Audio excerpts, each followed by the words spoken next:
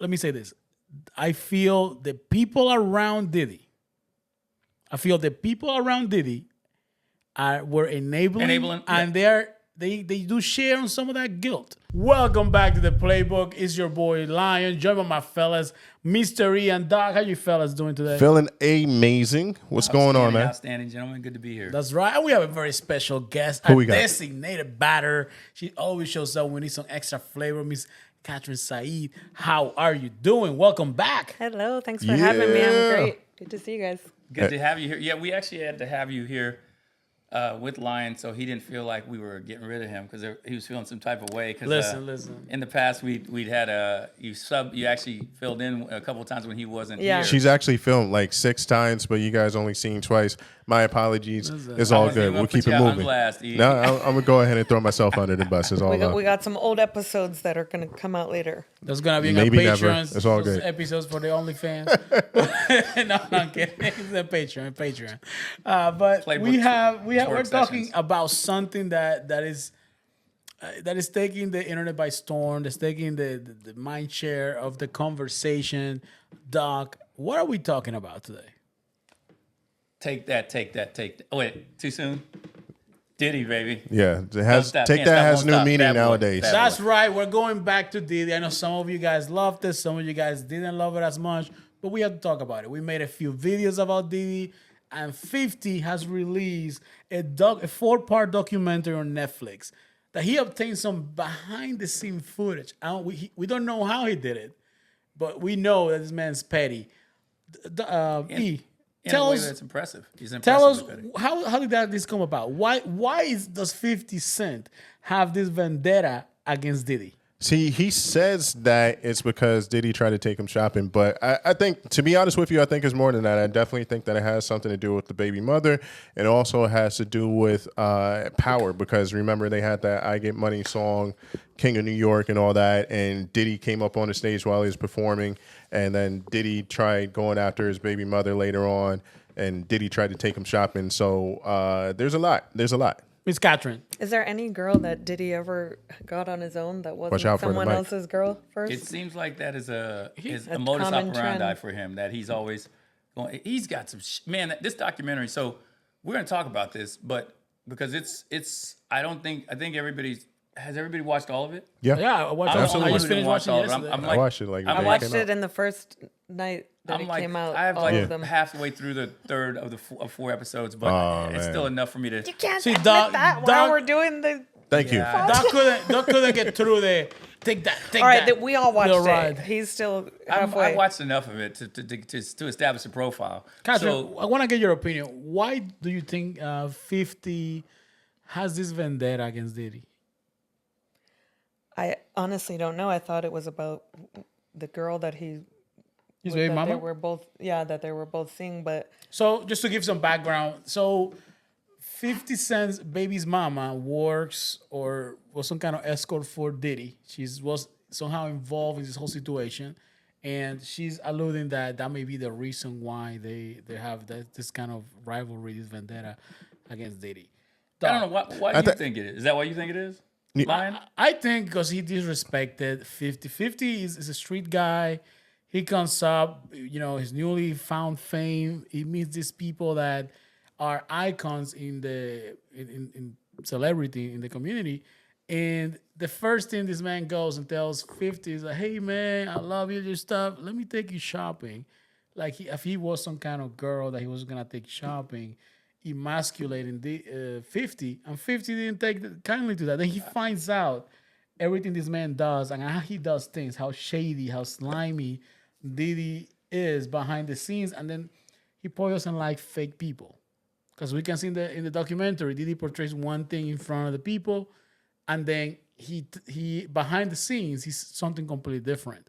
I think this is why this whole thing is happening. Can we just take a second and just acknowledge that, hey, turning the other cheek does not pay, but revenge does, and 50 proved it. Kudos to 50 because this video goes hard. He's been #1 since it released. As Little Rod can explain, turning the other cheek does not pay because the man got no money for it to this day. Why- It's not- I He's think literally asked out, but There's go been on. a lot of documentaries about this topic, and obviously Tupac, Biggie, all these different people, but this is the most like raw footage, like kind of behind the scenes. Like Yeah. it's not just clips of things that somebody already had and pieced together. Right, well, Having the yeah, it's actual shot- so- footage of him in present day. That's what really makes it. We're really that's one of the things they say in the documentary, and that's one of the biggest discussions that's going on online about where did this footage actually come from. I guess the most viable theory for that is that he in fact was shooting this stuff, had people professionally shooting it for him, and then he didn't pay them. So as a result, Absolutely. So the irony of like how this the happened intellectual is your property does fault. not belong to like you're finally him. it's finally coming full circle. You're- The irony human of nature. This, the irony Yeah. of this man has a huge ego. He wants to record the whole thing about the making up of his Love album. He's not paying the producers. He's not paying the videographers. He lies to not pay people. His Right. co-founder, he left him out to dry. He kicked him out of the company, didn't pay his percentage, took his shares.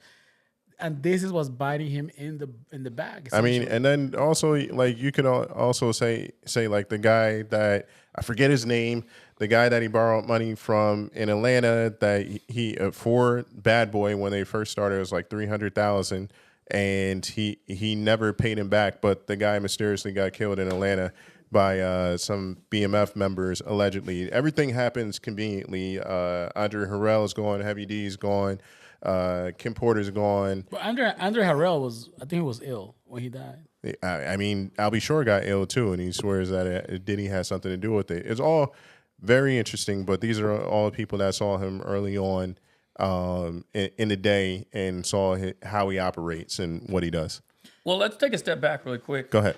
And look at before, we don't have to dwell on this, but the actual trial and the sentencing, before we start talking about the documentary, Yeah. let's back up and talk about, we originally did an episode where we talked about what was going on and what we thought, and I don't know if you guys remember, but you can go back and fact check me and look.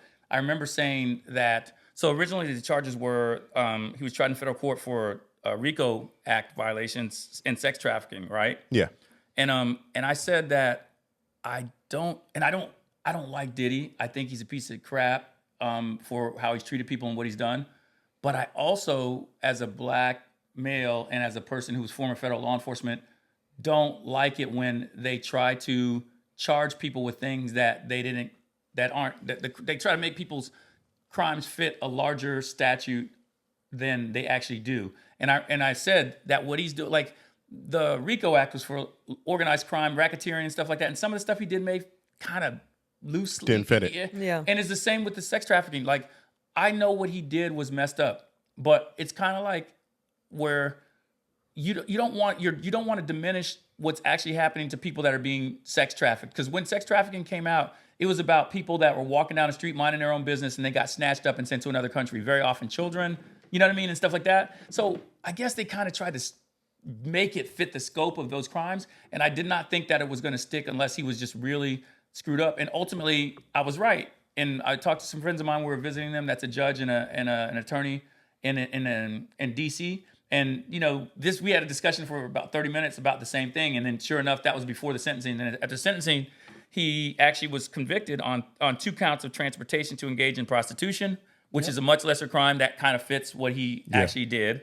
And then under the Mann Act, and then he was acquitted of the other charges. Which is it's interesting because the judge gave him more time than we thought that he should have gotten, but I think that's kind of because of 50 months. Yeah, his acts were so heinous, and now we see some of his acts in this movie or documentary, and just hear everybody's account, which goes back to I grew up in New Jersey. I grew up watching Puff and Bad Boy, Little Kim, and all this other stuff, and it occurred to me on combining 2 occasions or multiple occasions that Diddy was not necessarily a great guy.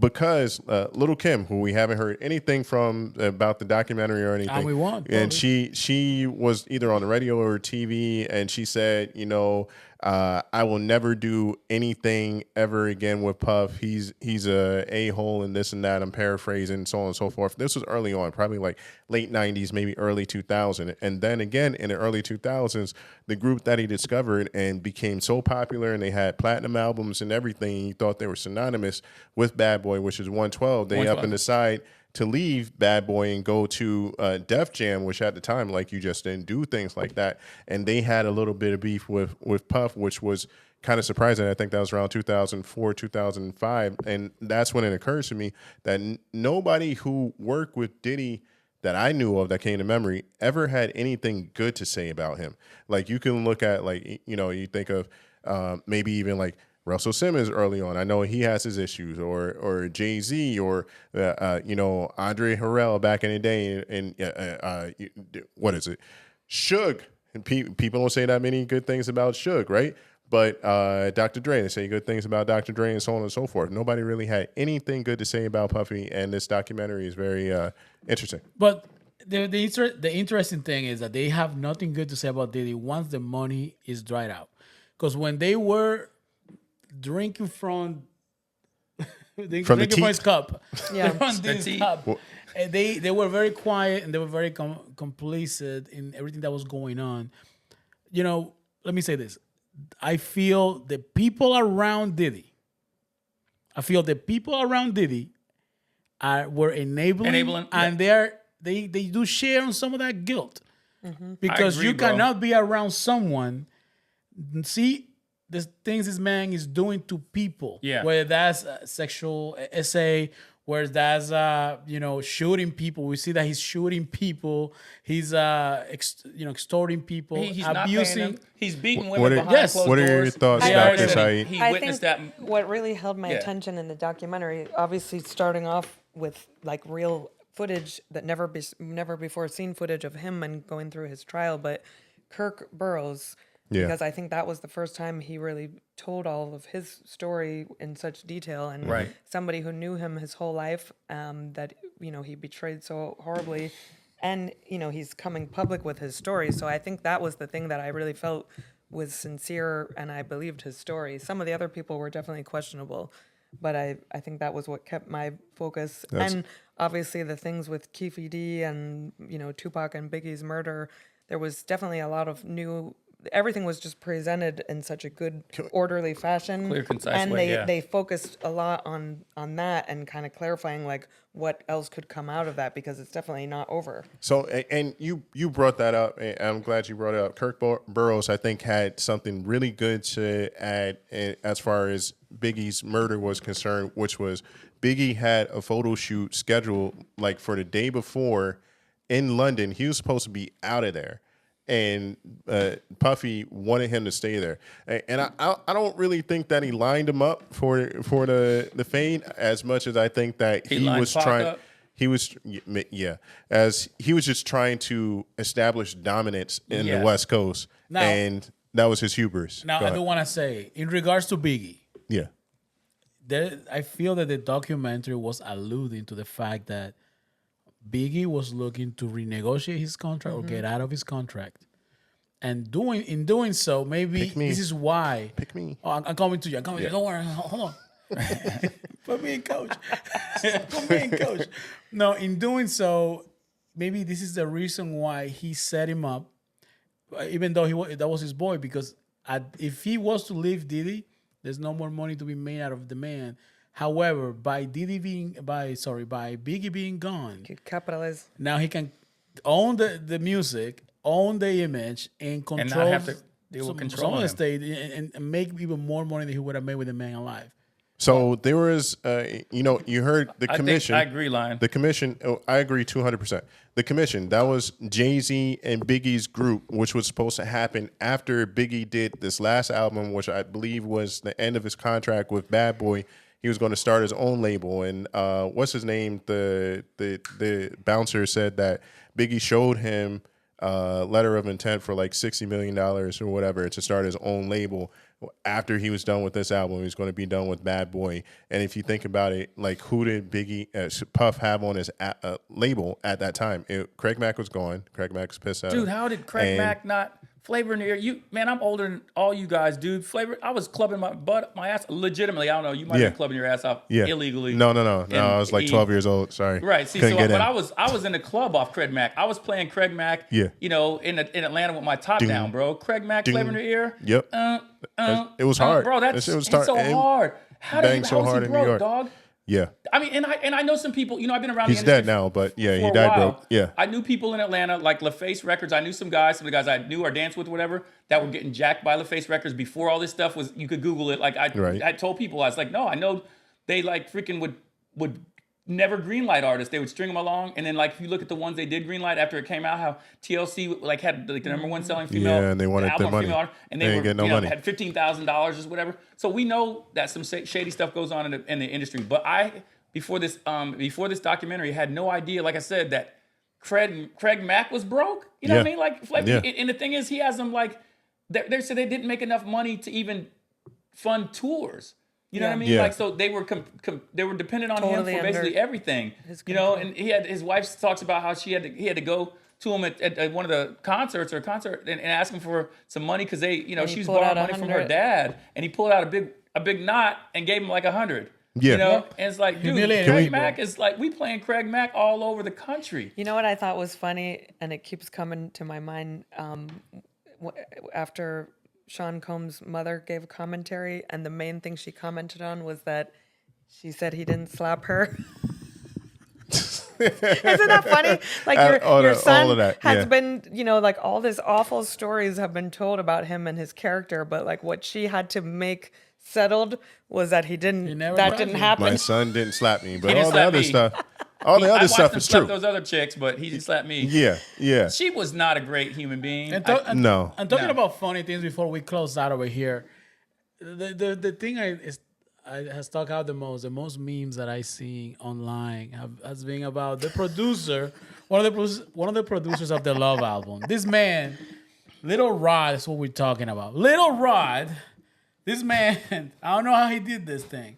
He is a new producer. He thinks it's gonna be the break of his life, and I get it. This is the He's opportunity to forever make gonna be money. associated as His the- life is about sore to booty change. hole. His life is about to change, and with that desire, the man he meets Diddy. He's making music for him. He's very talented. He can play a lot of instruments, as we found out. And he's like, yeah, he had crazy parties. Yeah. Sometimes I wake up, there's girls next to me. Sometimes I wake up and he's next to me. And I'm sore. Yep. I don't know what Little happened. Rod I'm like, woke up a little you sore. know what happened. You know what was happening. you're What do you not guys that feel about that crazy. story? Come Yeah, on. Not little that little Rod crazy. woke No, up a little sore from a big rod from the night before. That's all I gotta say about that. What happened with the guy that got shot in the bathroom? Like, why wasn't that ever finalized?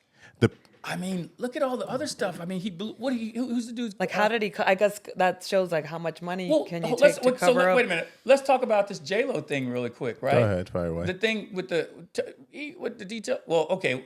Speaking of J-Lo, Yeah, we never you got saw- to this. Yeah, What, Lion? no, We should save it for a different episode. yeah, Wait. yeah.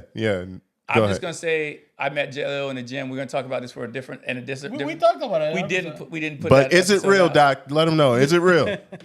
The booty is not AI, bro. So I worked out with J-Lo. I'm not gonna say that put the gym out there that it was in New York. We were staying at the hotel where she works out regularly at the gym, and I saw her in those yoga pants before I realized who it was. It was real. And we didn't really talk. I ended up talking to her trainer because I was like, I guess I was the only brother in there, and he was like, oh shoot, and he really good dude. She was really serious about her workout. When I left, she, waved by, which was cool. I was like, hey, but I could say I worked out with J-Lo because we were switching machines, because he was like, oh, how long are you losing this? And I said, she can work in. So I worked in. So I got to working with J-Lo. But people talk about, they see pictures of her booty and they be like, I guess we're not saving it for another episode. It's okay. It's we're okay. saving it for Go another ahead, go episode. ahead. But I'm just going to say the booty is not AI, bro. There you go. J-Lo's representing. She might not be the greatest There's human some- being on the there's planet. some- the but nicest you were person. saying- There's some definite photos that are AI. of But her. she's putting some work. I don't know, man. You- Everything I see was on point with what legitimately was there. So, keep on working it out, J-Lo. But yeah, so that whole thing where was J-Lo was dating him and the thing with Shine and all that stuff. What's your take on that? I know, we don't want to start a whole nother lengthy discussion about getting in the weeds about that. But I mean, what do you My guys take on it, I mean, there's one of their producers said that Puff had a gun, and not the producer, bouncer, excuse me, Gene or whatever, Gene Dill, I believe, I'm paraphrasing, allegedly said that Puff had a gun in the club, and he paid off a juror to find him not guilty. The whole time while that trial was going on, I do remember Shine protesting that he was being sandbagged and made out to be a scapegoat. And the fact that our expectation was that they were going to be tried together. That was like the biggest thing. Right. And then Puffy got lawyers, and his lawyer said, no, you guys got to be tried separately. And Shine was like, yo, you guys, scapegoated out. yeah, you guys pulled the rug out from under me, and now you guys are making me out to be the bad guy, and now I'm going to go to jail. And like the whole time, he stopped calling or saying Sean's name or Puff's name. He said, my co-defendant, my co-defendant, my co-defendant. That's how he always referred to him, and that was a big deal. And then he got sent up the river, and everybody he thought, got sold out. yeah, everybody thought that he had something to do with it, but nobody suspected Diddy, and then life went on. But come to find out, there is more to it. Allegedly. I think in retrospect, the one thing I will say, in retrospect, after seeing this documentary, I do feel like the racketeering might have been a viable charge if they could have proven some of the stuff that happened, because it really, I didn't even know, what I didn't know also, I didn't know that was really interesting about like him and about, Pac, who was my dude. I mean, I like, but Pac is always my dude out of the two, we had to pick.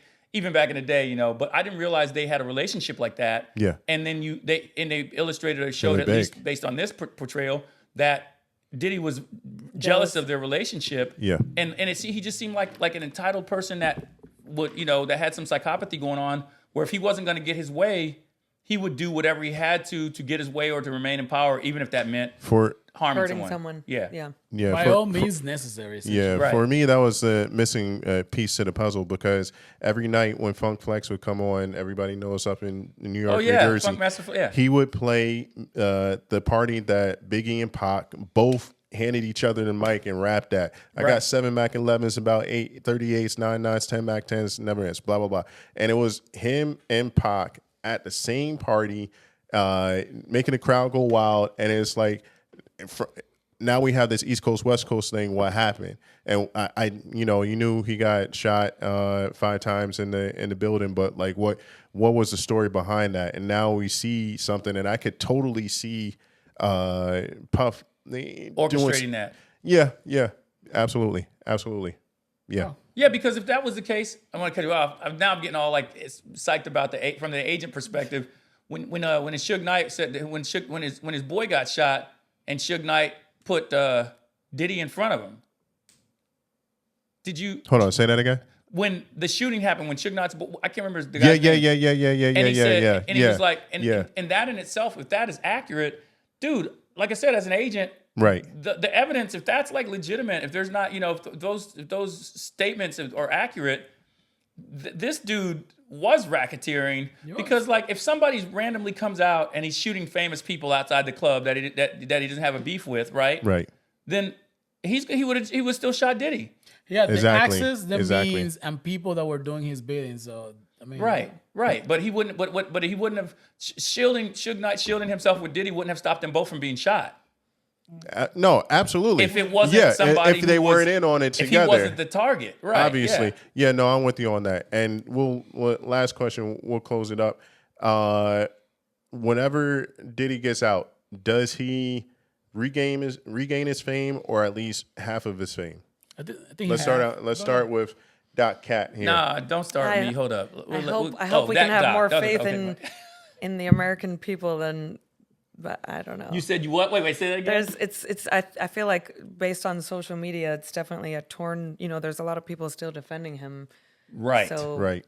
And he maintained for such a long time, maintained his image and reputation, because he was always able to, I guess, to pay somebody for that. So Yeah. I don't know. I feel like this has been so big, though. I mean, this definitely got it out probably to a lot of people that didn't know the stories.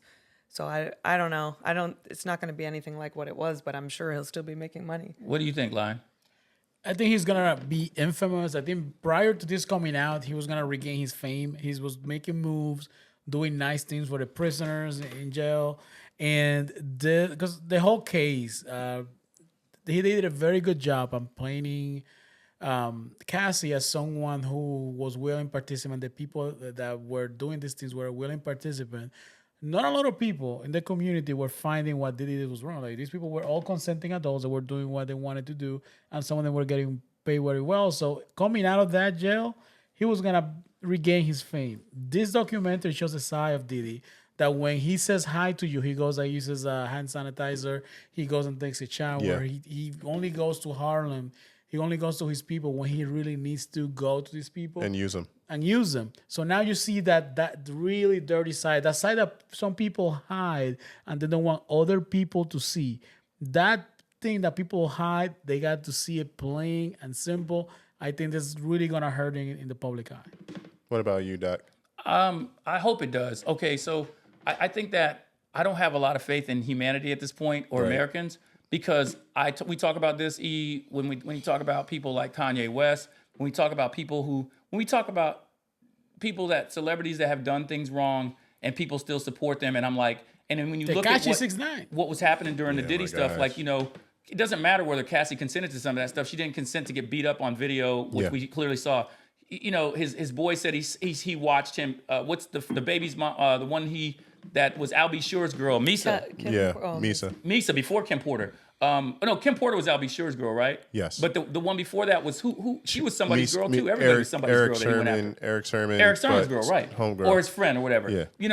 That he was he was physically abusive to her. Like these people, like your boy his dude, his co-founder said that he even wonders if he was partly responsible for enabling that behavior because Right. like he knew that he was like, well, maybe he's just having a bad day or this is just him right now, whatever, type of thing. And it's like, if that's how people are gonna, in the society we live in now, if you're gonna give people a pass for beating women and for those kind of things because they're a celebrity, then he might make a comeback. In my personal opinion, should he make a comeback? No, and that doesn't come like light for me because like you look at the people that Mary J. Blige, one of my favorite artists ever, Jodeci, one of my favorite artists ever, Biggie, Total, Faith Evans, Craig Mack, Flavor in the Ear. I can't tell you how many Gone. parks I rolled up on Piedmont Park in Atlanta with bumping Flavor in the Ear with my top down. You know what I'm saying? 112, one of my favorite groups of all time. Him, all these people, like you said, it was he was iconic groups, responsible for so many people. But like that doesn't separate him from the horrible person that he was and the things that he did to people, and including potentially murder. And I hope he doesn't make a comeback. Like my boy would say, I hope he gets out of prison and his booty hole sounds like this. No, really, yeah. But anyway, that's what I hope happens to you. But anyway, we'll have to see. But I think that it could go either way. With that said, let's say a big thank you to our designated hitter here, Ms. Catherine Said. Thank you so much for coming through. You're welcome. providing My your pleasure. Point of view. Anything Always you want to fun. plug? Anything you want to say?